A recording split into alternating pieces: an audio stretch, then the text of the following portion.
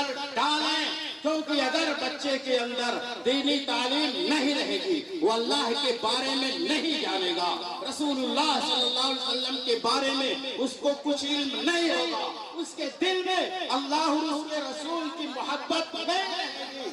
وہ کبھی بھی اپنے ایمان کا سودا کر لے گا۔ اللہ تبارک تعالیٰ قرآن کریم میں ارشاد فرماتا ہے، یا ایھا الذین آمنوا من یرتد منکم عن دینہ فسوف یأتی اللہ بقوم یحبهم ویحبونہ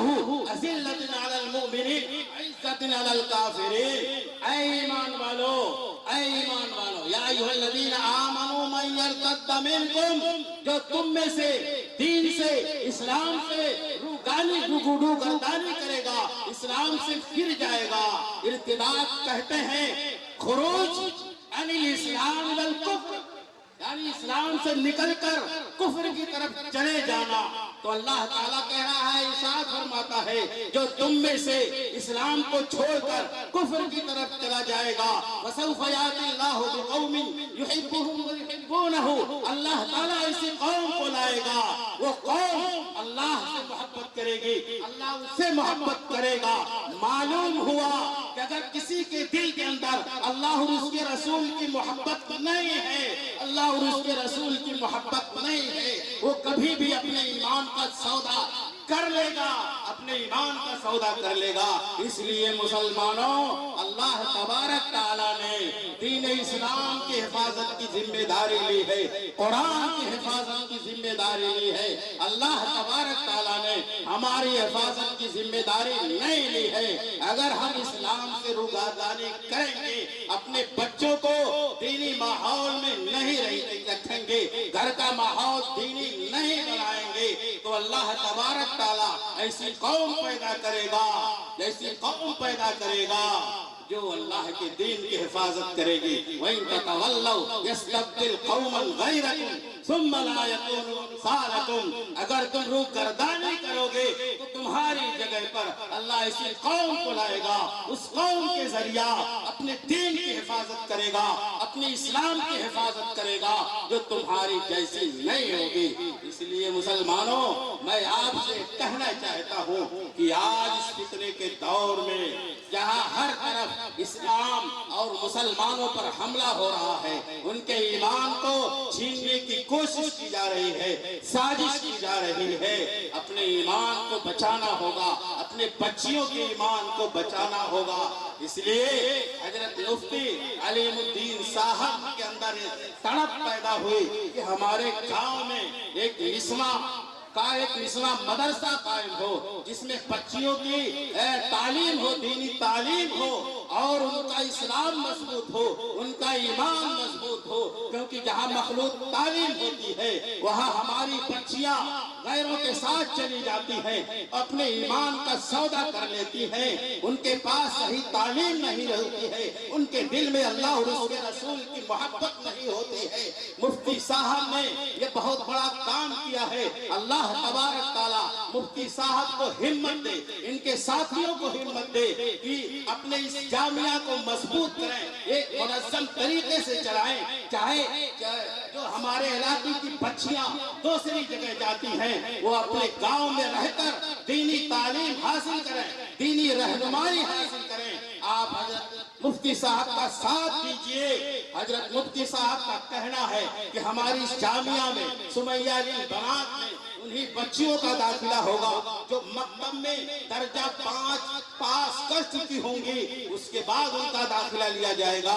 آپ درجہ 5 تک اپنے اس گاؤں کے مدرسے میں، اپنے اس گاؤں کے مکتب میں اپنے بچوں کو دینی تعلیم کے لیے بھیجیں۔ جب آپ کی بچیاں 5 پڑھ لیں، 5 درجہ 5 پاس کر لیں، اس کے بعد آپ اپنے بچیوں کو جامعہ سمیہ البنات میں داخل کر سکتے ہیں۔ اور حضرت مفتی صاحب نے یہ اپنے اس جامعے کا نام لکھا، جس نام سے اپنا جامعہ قائم کیا ہے، جامعہ سمیہ البنات، یہ بتانا چاہ رہے ہیں کہ ہم بچیوں کو اس طرح تعلیم دیں گے، ان کی دینی ماحول میں اس طرح تربیت کریں گے اور ان کے ایمان کو اس طرح مضبوط کریں گے جس طریقے سے حضرت سمیہ رضی اللہ تعالیٰ عنہ کا ایمان تھا۔ وہ اللہ کی بندی حضرت سمیہ رضی اللہ تعالیٰ عنہ ان کے ایمان پر قربان جائیں گے، ان پر ظلم و ستم کے پہاڑ توڑے گئے۔ ان کا کیا جرم تھا؟ ان کا جرم یہی تھا کہ انہوں نے رسول اللہ کا کلمہ پڑھ لیا تھا، اللہ کا دامن تھام لیا تھا۔ ابو جہل وہ بدتمیز، وہ ملعون کس طرح ظلم کرتا ہے حضرت سمیہ رضی اللہ تعالیٰ عنہ پر، اپنے بت کو لاتا ہے، حضرت سمیہ کے سامنے پیش کرتا ہے اور سمیہ سے کہتا ہے اس بت کو اپنا معمول سمجھ لو۔ حضرت سمیہ رضی اللہ تعالیٰ عنہ اس بت پر تھوک دیتی ہے اور کہتی ہے میں تیرے بت کو کچھ نہیں سمجھتے ہو، میرا پروردگار وہ ہے جو آسمان و زمین کا خالق ہے، جو پوری کائنات کا خالق ہے۔ حضرت سمیہ رضی اللہ تعالیٰ عنہ ایمان کی بات ہو رہی ہے، ایمان چھیننے کی کوشش کر رہا ہے ابو جہل، لیکن قربان جائیے میری مائیں بہنیں غور سے سنیں، حضرت سمیہ رضی اللہ تعالیٰ عنہ کے ایمان پر انہوں نے ایمان کا سودا نہیں کیا اور اپنی جان کو قربان کر دیا۔ وہ ملعون آپ کے جسم کے دو ٹکڑے کر دیتا ہے، لیکن حضرت سمیہ رضی اللہ تعالیٰ عنہ نے اسلام کے لیے، دین کی بقا کے لیے، اپنے ایمان کی خاطر اپنی جان کا قربان اپنی جان کا نذرانہ پیش کر دیا، لیکن یہ گوارا نہیں کیا کہ اسلام دل سے نکل جائے، اللہ اور اس کے رسول کی محبت میں نکل جائے۔ اس لیے میرے مسلمان بھائیو سوچو اور غور کرو، اگر یہ چاہتے ہو کہ ہماری نسل اسلام پر قائم رہے، ان کا ایمان مضبوط رہے، تو اپنے بچوں کو دینی تعلیم سکھاؤ، دینی مدرسے میں داخل کرو، ان کو پہلے مسلمان بناؤ، گھر کا ماحول دینی ماحول بناؤ، اور اپنے بچوں کی تربیت کے لیے جس ماں کا انتخاب کرو وہ ماں نیک ہو، اللہ سے ڈرنے والی ہو، پرہیزگار ہو، کیونکہ جتنے بھی اللہ کے ولی بڑے عالم اللہ والے گزرے ہیں ان بچوں کی تربیت میں ماں کا دخل ہے، ماں کا دخل ہے۔ ایک واقعہ سناتا ہوں، اس کے بعد اپنی بات ختم کر دیتا ہوں۔ حضرت بایزید بسطامی رحمت اللہ علیہ، جن کا اولیاء کرام میں وہ مقام ہے جو ملائکہ میں حضرت جبریل علیہ السلام کا ہے، وہ اس مقام تک کیسے پہنچے؟ جب بایزید بسطامی بڑے ہوتے ہیں تو ان کی والدہ کو فکر ہوتی ہے کہ میرا بچہ بگڑ جائے گا، وہ اپنے بچے کو لے کر مدرسے میں پہنچتی ہے، استاد کے حوالے کرتی ہے اور استاد سے کہتی ہے یہ میرا بچہ ہے، آپ میرے بچے کا داخلہ لے لیجئے اور ان کو عالم دین بنائیے، حافظ قرآن بنائیے، اور جب تک میرا بچہ عالم دین نہ بن جائے، قرآن کا حافظ نہ بن جائے، اللہ والا نہ بن جائے، اس کو چھٹی مت دینا۔ چنانچہ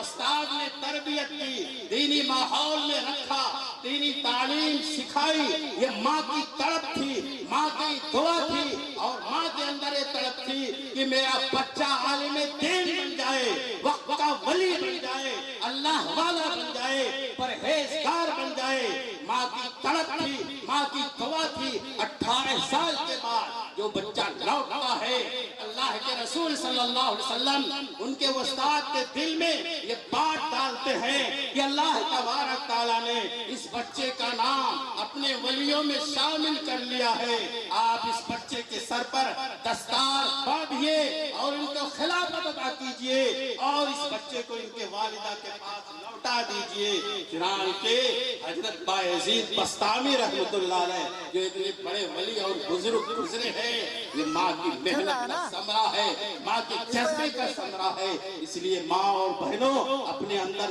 جذبہ رکھو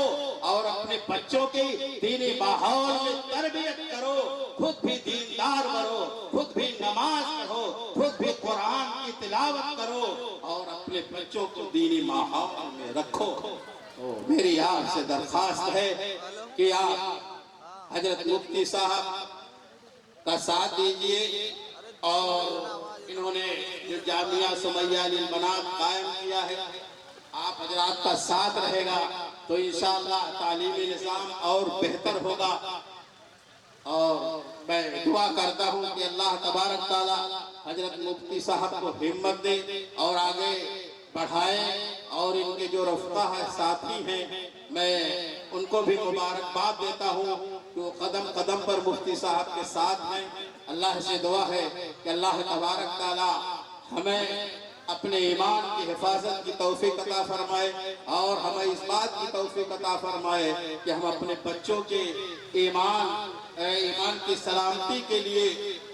کوشاں رہیں کہ ہمارے بچوں کا ایمان کیسے سلامت رہے۔ اللہ تبارک تعالی کہنے سننے سے زیادہ عمل کی توفیق نصیب فرمائے، اور اپنی مرضیات پر چلنے کی توفیق نصیب فرمائے۔ آمین وآخر دعوانا الحمدللہ رب العالمین۔